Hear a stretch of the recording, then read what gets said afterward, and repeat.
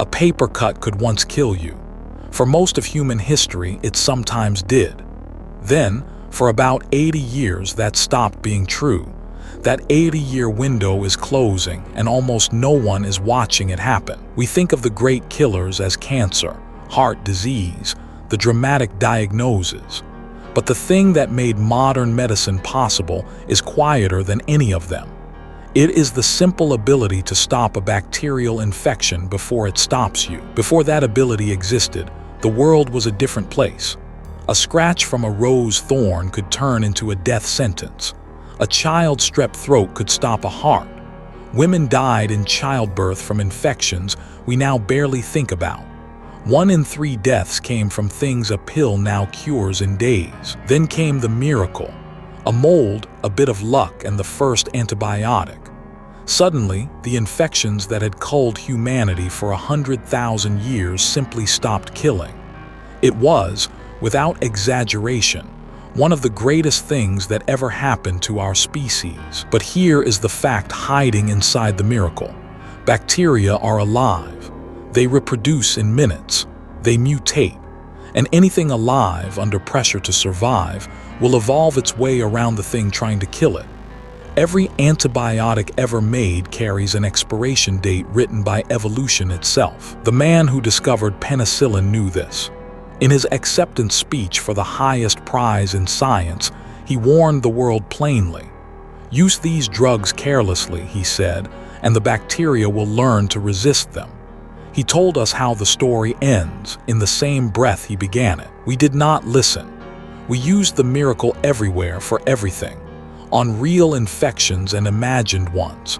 In hospitals and by the ton in the animals we eat to make them grow faster. We bathed the entire planet in antibiotics. And bacteria, being bacteria, went to school. Here is how resistance is born. Kill 1 billion bacteria with a drug and a few by pure chance survive. Those few carry a mutation that shrugged the drug off. They breed. Now the whole colony resists.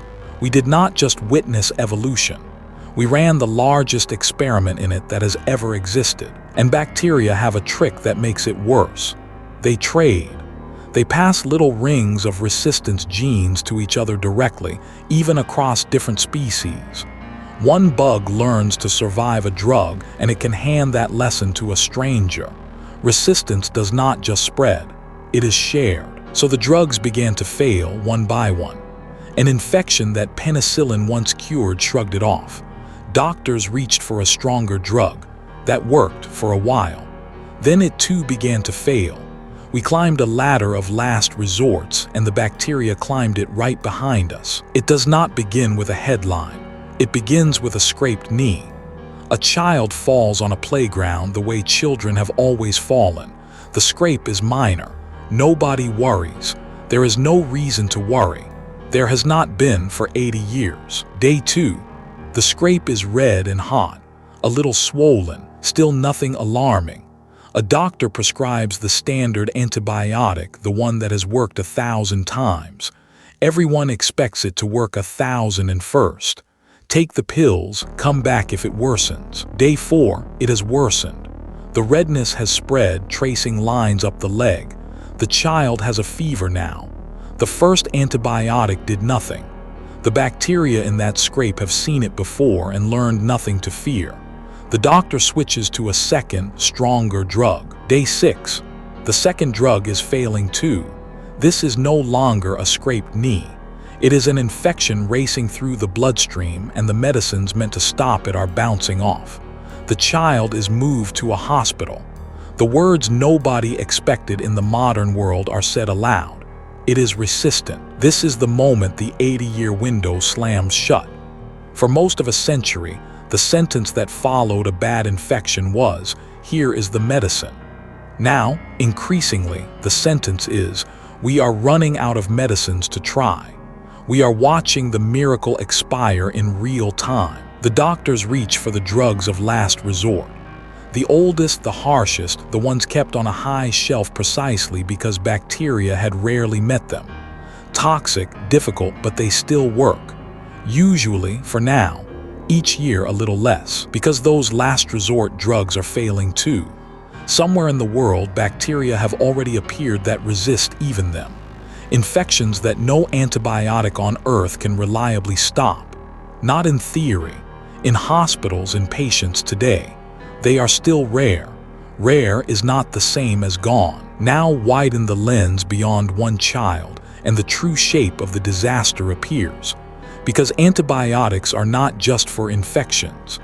They are the silent foundation under all of modern medicine. Pull them out, and the whole structure trembles. Think about surgery. Every operation opens the body to bacteria. What makes it survivable is the antibiotic given alongside it. Without reliable antibiotics, routine surgeries become gambles. A hip replacement, a cesarean section, an appendix out. All of them suddenly dangerous again. Think about cancer treatment. Chemotherapy works by wiping out fast-growing cells, and in doing so it flattens the immune system. Patients survive that vulnerable window because antibiotics guard them through it. Take the guard away, and the treatment that saves them could be the thing that kills them. The same is true of organ transplants, intensive care, dialysis, the care of premature babies.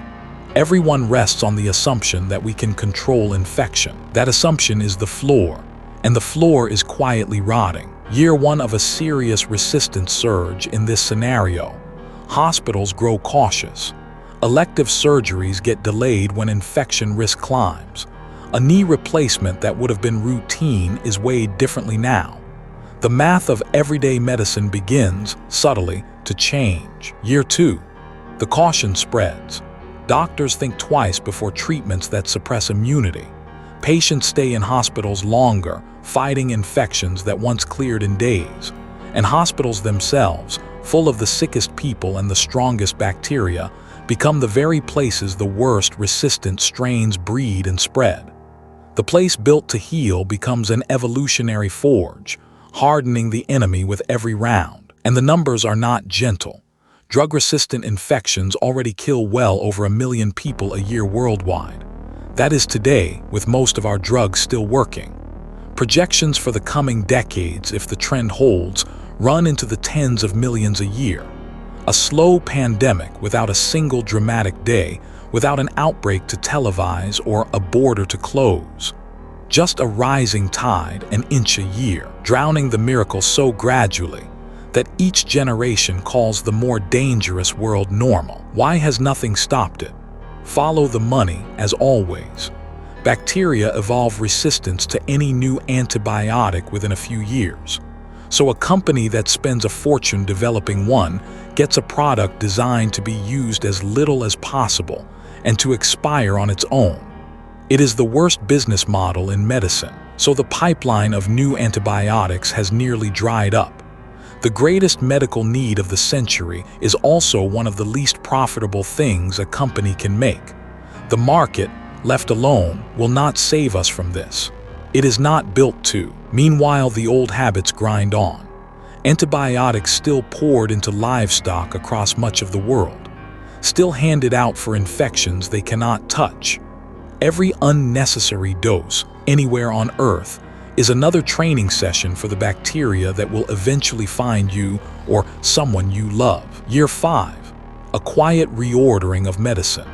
The casual antibiotic prescription becomes a careful decision. Doctors steward the working drugs like a dwindling treasure because that is exactly what they are. A resource we were handed, spent freely, and are only now learning to ration. And the cruelty is how ordinary the victims are. Not soldiers or explorers taking known risks. A child with a scrape. A grandmother with a urinary infection.